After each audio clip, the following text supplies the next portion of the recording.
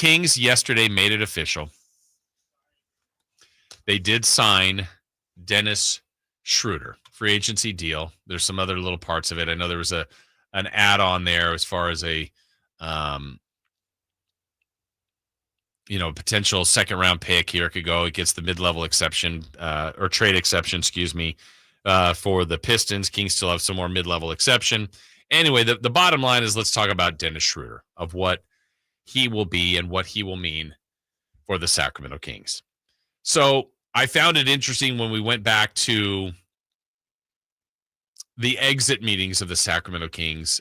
I think of all the things, a lot of times when, people, what stood out to me the most, if I can remember the best of things that stood out to me, is the amount of going out of their way by the players to praise Doug Christie, who was at that time still the interim coach.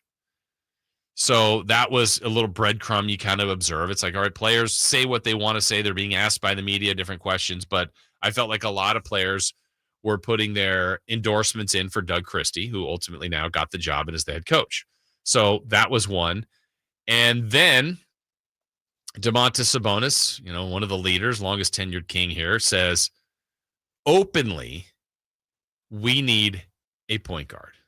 Now, Sabonis isn't a controversial quote, isn't a guy to say much about that kind of stuff publicly, but said it. And I think he was right, but I also don't know if there was a shot at the organization in that, because we know the stat that's been out there. The only team to draft 3 all-star point guards in the last 25 years, or really you could do last 15, it's the Sacramento Kings and De'Aaron Fox, Tyrese Halliburton, and Isaiah Thomas. Now, Isaiah Thomas isn't playing in the league, but the other two are, and they're not on the Kings. So they went from having a surplus of point guards to not having a point guard. Now, Devin Carter can play it. Malik Monk did play it. Keon Ellis can play it. Lavine and D Rozan can handle the ball, not as well. But, yeah, could they get by with that? I guess. I wouldn't have loved it. But now there was a need for a point guard. The point guard free agency list had some guys. And reportedly, the Kings were looking at Russell Westbrook. I believe that report. I think others have kind of confirmed that. And I don't know that he's still completely off the board. But Dennis Schroeder was the one that was most commonly linked to the Kings. There were other names like Chris Paul that was talked about. Could they have gone for Tyus Jones? Ty Jerome, personally a point guard, I think was ready for a starting opportunity. Instead went to Memphis. So, but that's where the Kings decided to go. And I think if you look at the reasoning behind it, there's a couple things. Dennis Schroeder's been a good guy, been a good player in this league. I'm a little intrigued by the amount of times he's bounced around. And this will be, I don't know if it's his 10th team, and he's bounced around a lot. Started in Atlanta, then OKC, the Lakers, Boston, Houston, Lakers again, Toronto, Brooklyn, Golden State, Detroit. And career averages, if he gives the Kings this next year, 14 points, 5 assists, shooting at about 43%, 34% from 3, free throws, 84%. There's some good stuff there. I think traditionally he's been a starter. He's been off the bench. Let's see. He's played 842 games in his career, and he started about half of them, just about half, 424, a tad over a half.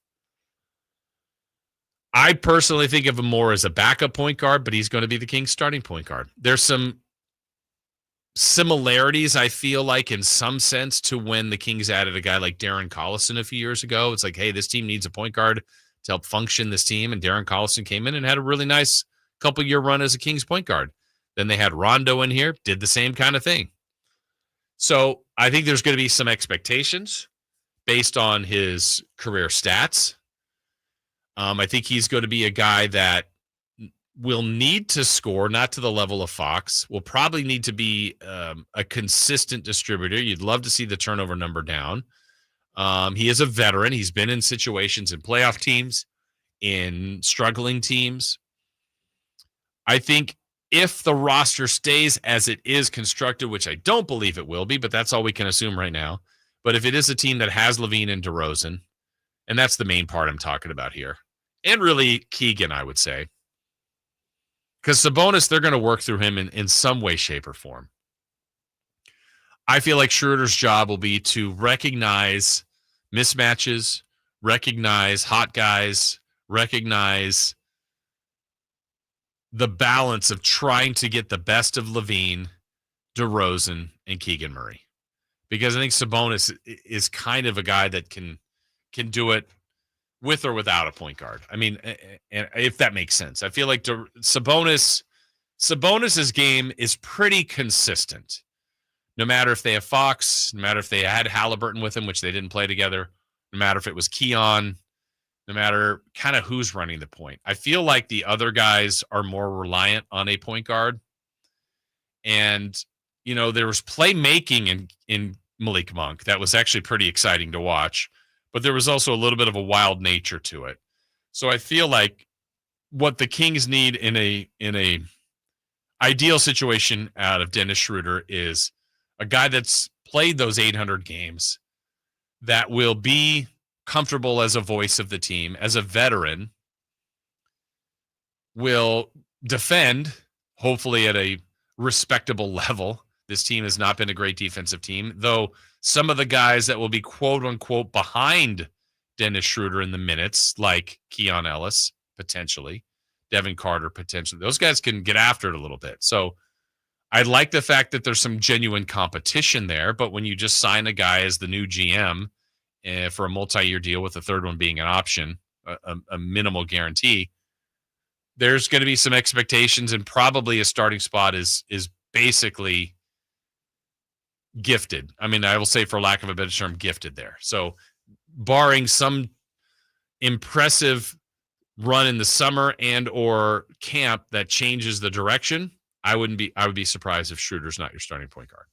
So if he is, can he be like the guy in the 22 season that was with the Lakers that had Anthony Davis and LeBron James and helped get those guys involved and was basically going to get a pretty good extended contract there and turned it down, trusted on himself, and that was one of the guys that had a painful lesson. It backfired on him. Lakers were going to give him a big deal, and he turned it down. But now he's here, and can he be the guy that was in Brooklyn last year, in Detroit, but not in Golden State? I mean, his Golden State numbers in 24 games, he started 18 of them and shot 37%, 41 from three, below his norm in the free throw line at 74%. Turnover number was a little bit higher, averaged 10 points a game. It just wasn't the right fit. So here, he's not only going to be asked to be the right fit, but he's going to be asked to do quite a bit as far as some leadership, some defense, some experience, and get the best out of DeRozan and Lavine as two guys that, again, when you look at them on their own, you're like, man, Lavine actually had one of his best years of his career last year. And we saw him play some really good games as a King. But then there were other games that was like, man, Zach Lavine, for what he's getting paid, for what his abilities are, you want more. DeRozan, I feel like, more times than not, for me, than Kings fans, gets a little bit of a bad rap. DeRozan, to me, produced. I mean, what he was asked to do, I know there's some elements of being a ball stopper. It's not always there, but sometimes there is. But look, fourth quarter, clutch time, he was there. Ability to get to the free throw line, ability to get teams in foul trouble. The problem really with me with Lavine and DeRozan is their defense. And of the two, I'll give a little bit more leeway to DeRozan than I will to Lavine, because DeRozan, I think, at times played more out of position than Lavine did. Lavine was traditionally guarding two guards. And for someone who is as athletic and quick twitch and fast, I just felt like there should have been better defensive performances or better effort, too, on the defensive end. DeRozan, I still want that. I'm not going to give him a free pass. I just think if I'm looking at the two, I thought DeRozan consistently gave you more offensive production. They both struggled defensively, but I think if we're looking at the two, DeRozan was more of a net positive with his offense, And his defense, the game that sticks out to me probably the most on his horrific defensive end would have been when they played the Nuggets here. And you just look at the matchup, and I think the Kings that night put Sabonis on Joker. Makes sense. Keegan guarded Michael Porter Jr., and I think even maybe Jamal Murray, if I'm not mistaken. And so they said, all right, look, and I think this was Mike Brown at the time, we are going to put DeMar DeRozan on Aaron Gordon, and that was ugly. Absolutely ugly. Mismatch. So that's more of a roster construction flaw and maybe even a coaching scheme thing at the time than, I still have to blame DeRozan. You're the guy guarding the players, but that was a mismatch. So when I'm looking at that breakdown of those guys, that's where I fall in line as far as what I saw last year. So now, in fairness, if they're both back, a camp together, a camp with Schroeder, a camp with Doug Christie, maybe a little tweak to the offense. Who knows? I don't know what we're going to look at, but if that is the group that they have, it's got to get better. Defensively, for sure. And if Schroeder's not cutting it defensively, then we're going to see Ellis in there more and Carter in there more. And, Monk could still give him some pretty electrifying offense. So that's where Scott Perry continues to have to, I keep using the term thread the needle of, if he's going to change the roster with the criteria that I wrote this down yesterday, and I still think I have my paper here. Yeah. Of guys that he's looking for. And I think Schroeder fits some of this for sure. Toughness, competitiveness, team-oriented, professional, accountable, and disciplined. That's what I think he drafted. That's what I think he's trying for in free agency. And if you could start to get more and more of that involved in your team, that's how you build culture. So Schroeder, to me, as far as like last year when the season started, and I don't have all the point guards in front of me, but De'Aaron Fox would have been, I would say, if the 30 teams starting point guards, probably top 8. Is that fair?